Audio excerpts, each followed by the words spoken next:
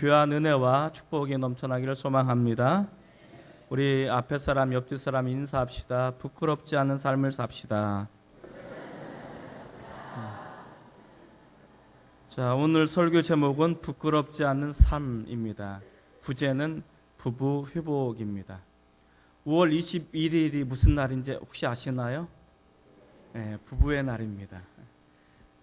아마 이게 많은 사람들이 오늘 21일이 무슨 날이지? 아마 대부분 모르고 지나간 분들이 많을 텐데 부부의 날. 그럼 나라에서 5월 21일을 왜 부부의 날로 정했을까라고 생각해 보면 그 이면에 사실은 부부가 행복해야만이, 부부가 서로 사랑해야만이 가정이 행복할 수 있고, 가정이 행복해야만이 나라가 행복할 수가 있는 거죠. 부부가 행복하지 못하고 부부가 사랑스럽지 못하면 이 나라를 구성하고 있는 많은 것들이 힘들고 어려움을 느끼기 때문에 이날만이라도 부부싸움 하지 말고 잘 지내보자 라는 뜻으로 부부의 날을 정한 것 같습니다. 그러나 우리는 좀 더 행복한 그리스도의 모습으로 또 부부의 삶을 사시기를 바랍니다. 많은 분들은 또 그렇게 얘기합니다. 목사님, 저 싱글인데요. 물론 싱글일 수도 있습니다만 또 이것을 이렇게 생각해 보시기 바랍니다. 내가 예수님과 나와의 관계, 나는 예수님의 신부고 예수님 나의 신랑이라면 나는 그분 앞에 어떤 부끄럽지 않은 삶을 살아가게 될 것인가를 한번 또 이렇게 생각해 보시고 이 말씀을 살펴보았으면 좋겠습니다. 하버드 의과대학의 조지 베일런트라는 교수가 지금도 계속 연구가 진행되어집니다만은 인간의 행복이라는 주제를 가지고 그분은 계속 연구를 진행합니다. 그리고 실제적인 샘플을 해서 많은 몇십 년 동안 연구를 진행하는 와중 속에 중간 결산보고를 한 책이 인간의 행복이라는 책입니다. 인간 행복이라는 책을 통해서 노년의 삶이 어떻게 하면 우리가 행복해질 수 있을까? 7대 요인을 살펴봤는데 7대 요인이 이렇습니다. 고통에 대응하는 자세, 그리고 교육, 금연, 금주, 운동, 그리고 적당한 체중, 그와 더불어 결혼 생활이 행복한 노년을 이루는 그런 삶이다라고 이야기합니다. 그러면서 또 이렇게 이야기합니다. 50세, 지금 내가 50세에 해당되어진 분 잘 생각해 보시기 바랍니다. 50세에 내가 행복한 부부를 유지하고 있다면 80세에서도 행복한 부부의 삶을 살 수 있다라고 정의를 내립니다. 임상의 결과로 나타나는 모습입니다.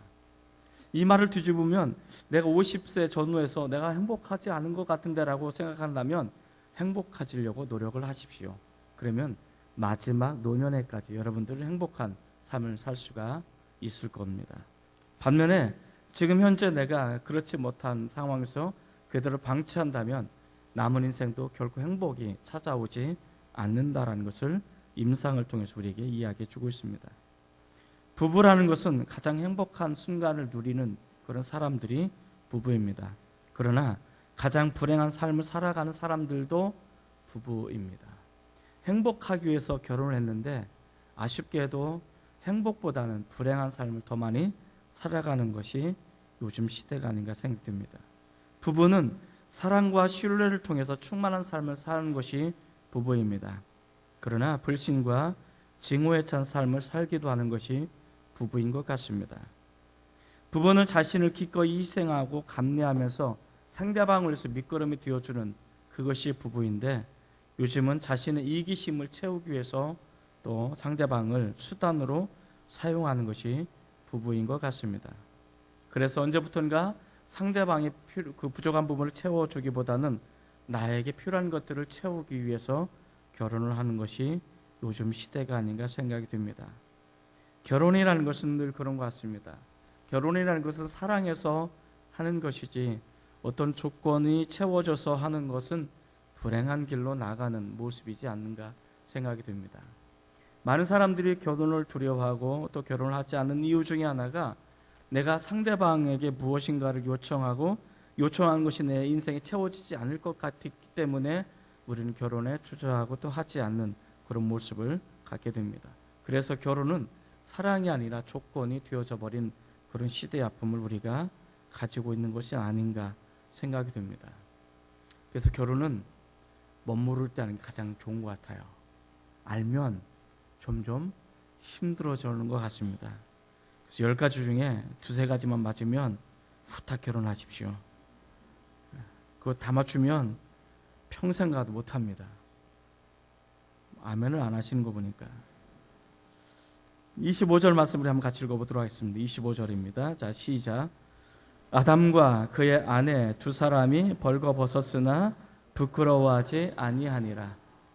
여기 보면 아담과 하와가 하나님의 중매를 서서 결혼을 했어요. 근데 이 사람들이 벌거벗었으나 부끄러워하지 않았다라고 이야기합니다.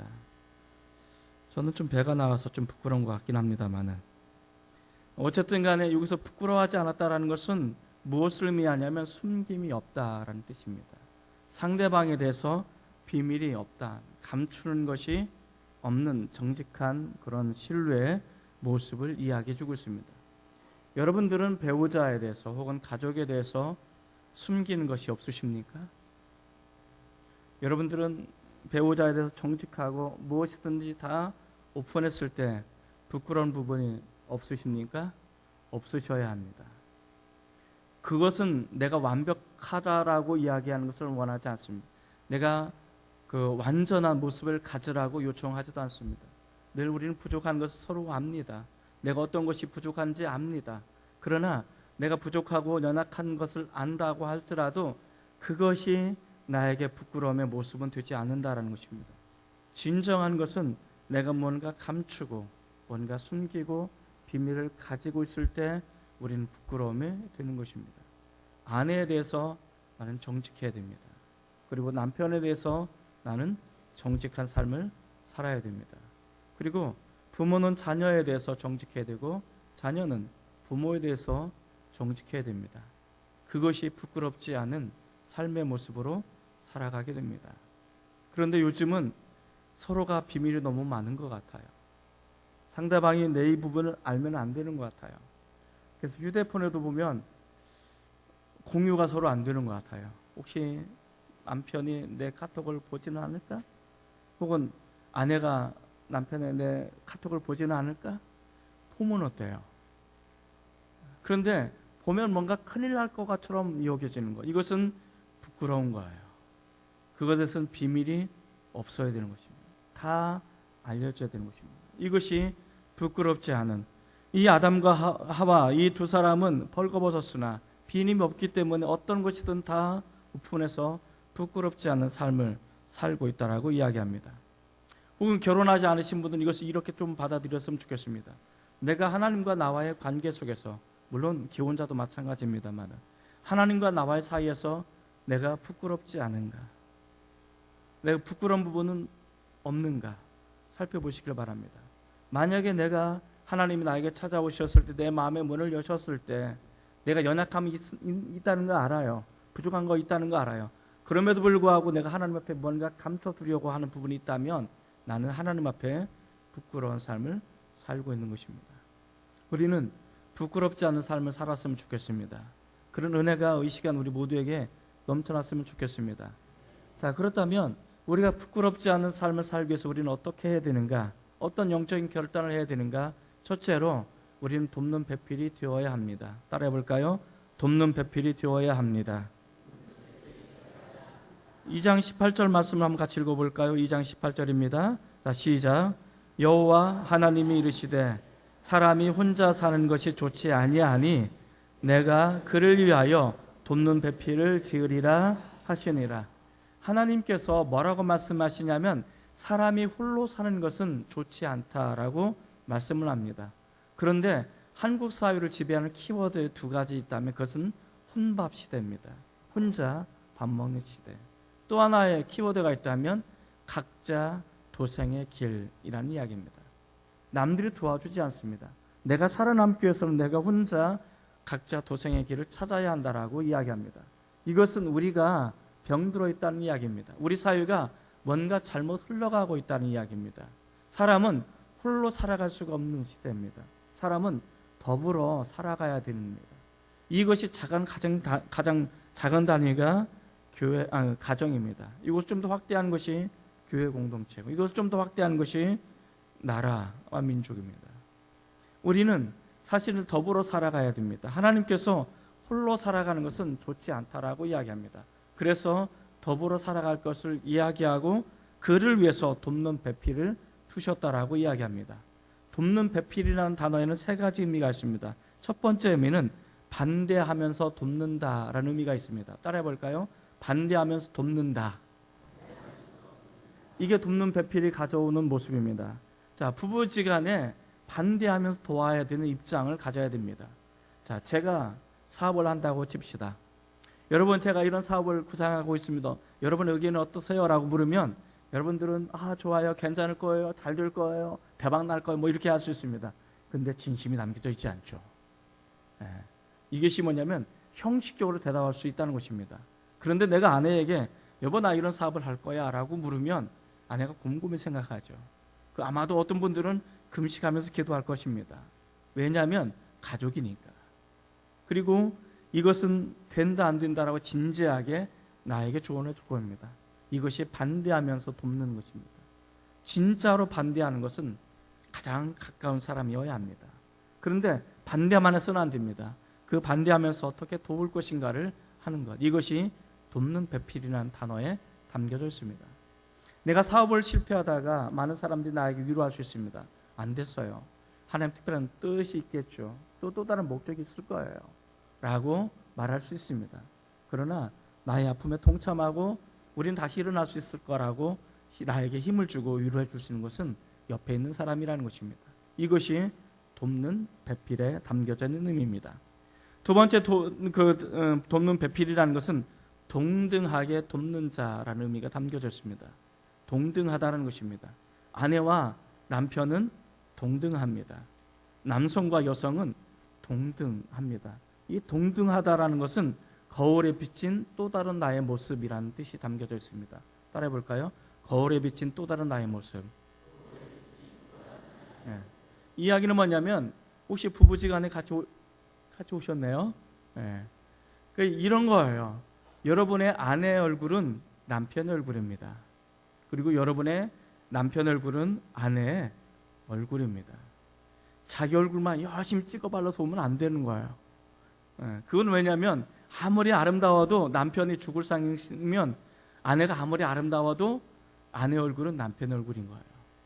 이것을 우리는 기억해야 됩니다. 이것이 동등하게 돕는 자의 모습이라는 것을 우리에게 이야기해 주고 있습니다. 하나님은 위에서 도우십니다. 그리고 자연이나 동물들은 아래에서 도울 수 있습니다. 유일하게 옆에서 나를 도울 수 있는 것은 옆에 있는 사람입니다. 이것이 돕는 배필이라는 뜻이 담겨져 있습니다. 돕는 배필의 세 번째 의미는 하나님의 도움을 주는 축복의 통로라는 것을 이야기해 주고 있습니다. 상대방은 하나님께서 나를 돕는 축복의 통로인 것입니다.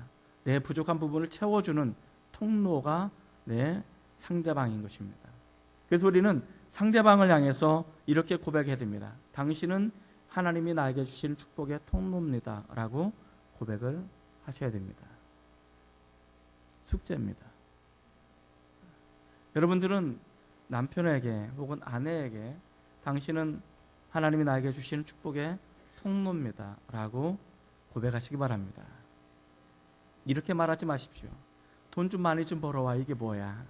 우리 먹고 살 수 있겠어? 좀 집에서 좀 깔끔하게, 이게 집구석이야? 뭐 돼지우리야? 이렇게 하면 답이 없어요. 우리가 뭔가 기대하는 것은 맞는데 우리 정말로 상대방을 한 번 더 생각해 봐서 돕는 배필이라는 걸 통해서 우리 한번 생각해 보시기를 바랍니다. 우리는 돕는 배필이 되어야 됩니다. 저와 여러분의 관계도 동일합니다. 돕는 배필이 되어야 됩니다. 이것이 부부지간에만 적용되는 것이 아니고 부모와 자녀에게도 동일합니다. 그리고 신앙의 공동체 안에서도 동일하게 돕는 배필이 되어야 될 줄 믿습니다. 그래야 가정이, 그래야 공동체가 올바르게 회복될 줄 믿습니다. 부끄럽지 않은 가정이 되기 위해서, 부끄럽지 않은 삶이 되기 위해서 우리는 어떤 영적인 결단을 해야 될까? 사랑의 고백이 있어야 합니다. 따라해 볼까요? 사랑의 고백이 있어야 합니다. 자, 22절과 23절 말씀을 한번 같이 읽어보겠습니다. 시작. 여호와 하나님이 아담에게서 취하신 그 갈빗대로 여자를 만드시고 그를 아담에게로 이끌어 오시니 아담이 이르되 이는 내 뼈 중에 뼈요 살 중에 살이라 이것을 남자에게서 취하였은즉 여자라 부르리라 하니라. 자, 어떤 신혼 부부가 열심히 알콩달콩 잘 살아가는데 이 신부가 아내가 남편이 잠을 자면 남편의 그 위에 옷통을 벗기는 거예요. 왜 벗길까요? 이상한 건 상상하지 마십시오. 벗기고 나서 뭐를 하냐면 갈빗대를 세보는 거예요. 갈빗대를 왜 셀까요? 혹시 갈빗대가 하나 없어지면 어쩔까? 하나가 없어지면 어떻게 해요? 또 다른 아내가 생길까 봐 갈빗대를 세는 거예요. 웃으라고 하는 얘기인데 심각하게 듣고 있습니다. 이것은 우리에게 주시는 하나님의 은혜인데 아내는 남편은 사랑을 먹는 존재입니다. 사랑의 관계입니다. 저는 결혼 25주년 차입니다. 이번이 25주년 됐는데 벌써 25주년이나 됐어요. 처음에서 저희가 7년 동안 연애하면서 열심히 사랑했습니다. 이 남자, 이 여자가 내 인생의 반려자야. 열심히 그리고 이렇게 사랑하고 결혼을 했습니다. 1년이 지나지 않아서 이런 생각이 각자 듭니다. 나는 속았구나. 이건 저에게만 든 것이 아니라 아내에게도 동일하게 들었던 것 같습니다. 난 속았구나. 그리고 우리는 25년 동안 열심히 그럼에도 불구하고 살아왔습니다. 자, 그러면서 25년 동안 살면서 제가 곰곰이 생각해 봤어요. 제가 아내한테 여보 내가 당신을 사랑하는 거 알지? 내가 당신을 사랑해 라고 한 것이 언제였을까? 지금밖에 없더라고요. 설교하는 시간에. 곰곰이 생각해 보니까 까마득한 거예요. 내가 아내한테 사랑한다는 말이 언제 해봤는지 기억이 잘 나지 않아요. 여러분들은 기억나십니까?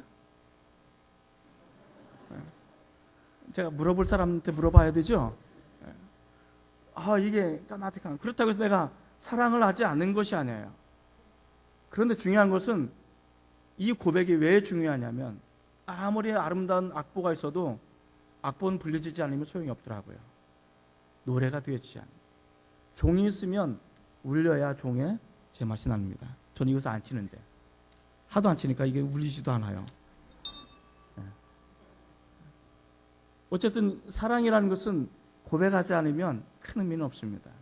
그런데 남성이 여성을 사랑하는 것과 여성이 남성을 사랑하는 것은 약간 차이가 있습니다.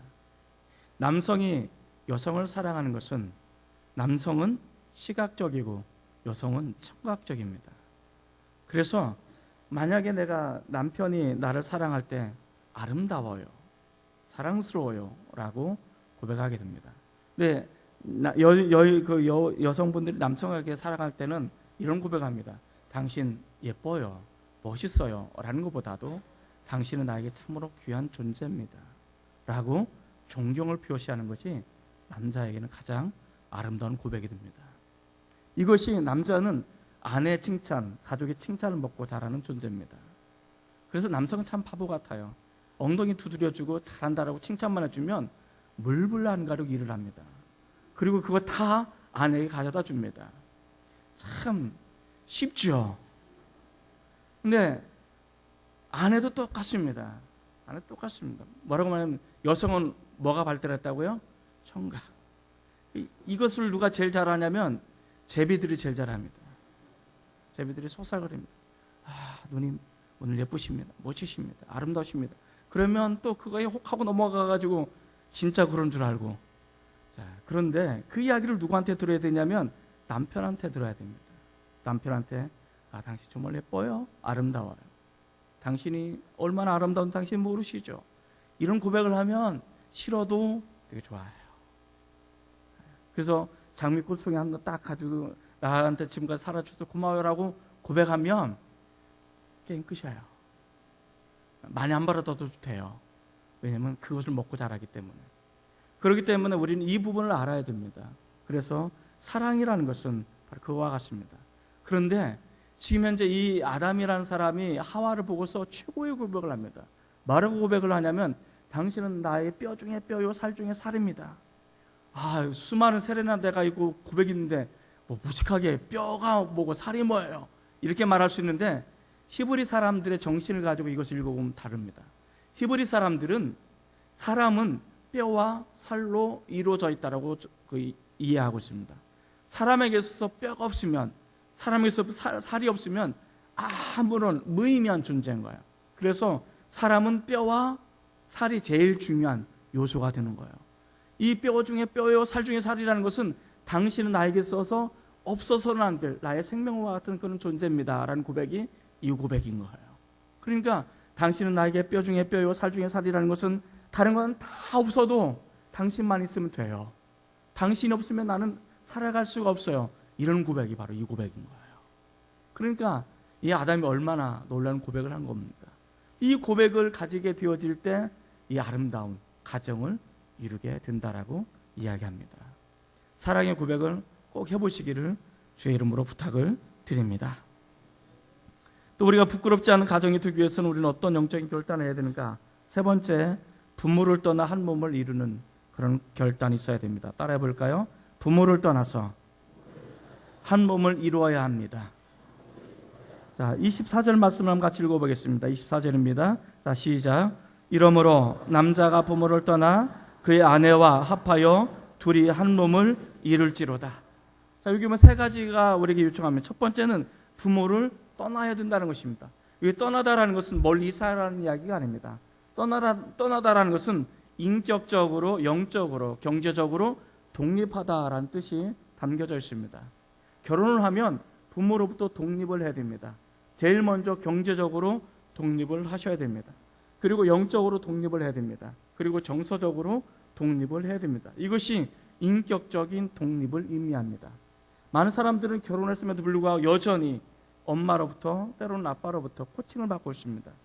그것이 좋은 것 같은데 사실은 꼭 그렇지는 않습니다. 떠나야 됩니다. 그리고 죽이 됐든 밥이 됐든 자신들의 인생을 자신들의 힘으로 개척해 나가야 됩니다. 우리는 자녀가 결혼할 때 많은 것들을 도와주고 많은 것들을 세팅해 주면 자녀가 더 행복할 거라고 생각합니다. 물론 그럴 수도 있습니다. 그러나 젊어서 고생해야 됩니다. 그리고 자신들의 인생을 자신들의 힘으로 개척할 필요가 있습니다. 그리고 나서야 나중에 뭔가 필요하면 채워주는 것이 가장 좋습니다.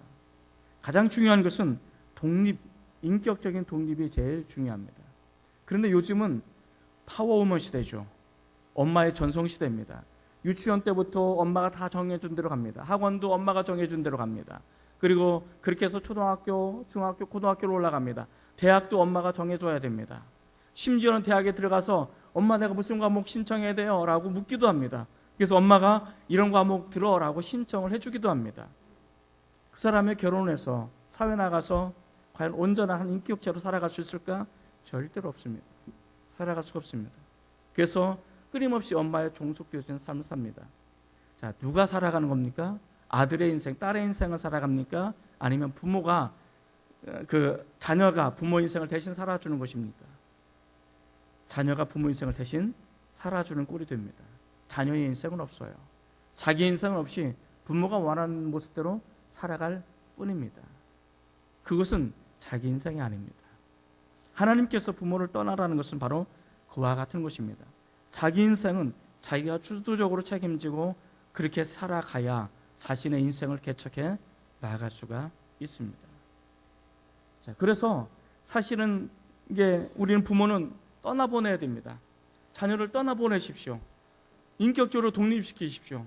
그리고 뭔가 원하면 또 이거 뭐 귀담아 들어서 뭔가를 해주려고 하지 마시고, 야, 니네들끼리 한번 살아봐라고 독립을 시켜야 됩니다. 이게 제일 중요한 것입니다. 근데 엄마들은 잘 안 되죠. 내 딸이 고생할까 봐, 내 아들이 혹시 저 여시 때문에 고생할까 봐, 그래서 안 되는 거야. 그래서 뭔가를 하려고 합니다. 그러나 그것은 행복한 가정을 이루어 나갈 수 있는 수단이 되지 않습니다. 그냥 맡기십시오. 맡기시면 알아서 잘 살아가게 됩니다. 남편과 아내도 마찬가지입니다.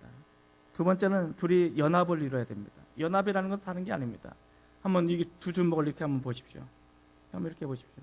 자, 나온 데가 있고 들어간 데가 있죠. 근데 나온 길끼리 한번 하면 어떻게 됩니까? 불안전하죠. 부딪히죠. 자, 그런데 홈이 있어요. 홈이라는 것은 약한 부분입니다. 나온 것은 나의 강점일 수 있습니다. 그런데 이 홈을 이렇게 서로 넣으면 어떻게 됩니까? 안전하죠. 이게 연합입니다. 연합이라는 것은 다른 게 아닙니다. 남편에게 아버지의 모습을 기대해서는 안 됩니다. 아내에게 어머니의 모습을 기대해서는 안 됩니다. 근데 많은 사람들이 뭔가 기대치를 가지고 결혼합니다. 아내가 엄마 역할을 해줬으면 좋겠습니다. 그리고 남편이 아빠 역할을 해줬으면 좋겠습니다. 그렇게 기대를 하고 서로 그렇게 기대를 합니다. 그런데 중요한 것은 남편은 아버지가 아닙니다. 아내는 어머니가 아닙니다. 근데 우리는 그것도 모르고 계속 그것을 투영하면서 그것을 요청합니다. 그렇게 되면 거기서부터 다툼이 일어나고 불만이 일어나고 그리고 거기서부터는 이질적인 비틀림이 일어나기 시작합니다. 남편에게는 남편의 것만 요청하면 됩니다. 아내에게서는 아내의 것만 요청하면 됩니다. 아내의 모습 속에서 절대로 엄마의 모습을 요청하지 마시고 남편의 모습 속에서 절대 아빠의 모습을 요청하면 곤란합니다. 그냥 사랑하는 남편, 사랑하는 아내입니다. 그렇게 될 때 내가 어떤 마음을 갖게 되냐면 내가 뭔가 받기를 원하지만 아내로 또 남편을 보면 부족한 부분이 보일 거예요. 이 부족한 부분을 서로 메워주고 또 채워주는 것, 이것이 부부의 원리고 이것이 연합의 원리입니다. 이것이 더불어 살아가게 되어집니다. 내가 편안하게 살려면 혼자 살면 편안합니다. 혼자 얼마든지 우리는 편안하게 안락하게 내가 원하는 대로 다 살아갈 수 있습니다. 근데 그것이 마치 행복인 것처럼 모두해서는 안 됩니다. 행복이 아닙니다. 더불어 살아가면서 때로는 부딪힘도 있고 때로는 다툼도 있고 또는 아쉬움도 있을 수 있습니다. 그러나 내가 서로 부족한 부분을 채워나가고 연합하고 한 몸을 이루어나가게 될 때 진정한 아름다움, 진정한 행복은 바로 거기에서 발생하기 시작한다는 것입니다. 저는 오늘 우리가 부끄럽지 않은 삶을 살기 위해서는 그런 모습으로 살아야 된다라고 이야기합니다. 세 번째는 이루어야 합니다. 한 몸을 이루어야 됩니다. 이것은 결단을 우리에게 이야기합니다.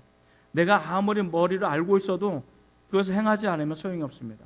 오늘 숙제내 준 게 무엇입니까? 상대방에게 가서 이렇게 이야기합니다. 당신은 나에게 주신 하나님 축복의 통로입니다. 감사합니다. 이거 숙제로 내줬어요. 알고 있죠? 근데 안 해요. 안 하는 것은 아무 일도 일어나지 않습니다. 아무런 역사도 나타나지 않습니다. 그러나 상대방에게 가서 그렇게 이야기하고 정말 감사하다고 표현하면 뭔가 달라지기 시작하는 것입니다. 이것이 바로 가정에서 이루어나가야 될 결단이고 연합을 한 몸을 이루는 모습이라고 저는 생각합니다. 오늘 가정의 달을 맞이해서 이제 마지막 부부의 회복에 대해서 말씀을 드렸는데 물론 이건 주례가 아닙니다. 설교입니다. 그리고 우리가 그리스도와 나와의 사랑의 관계 속에서 이루어지는 것처럼 우리 부부 관계도 부끄럽지 않는 그런 삶의 모습으로 살아가셔서 행복한 가정을 이루시기를 주님의 이름으로 부탁을 드리고 또 축복을 드립니다. 기도하시겠습니다.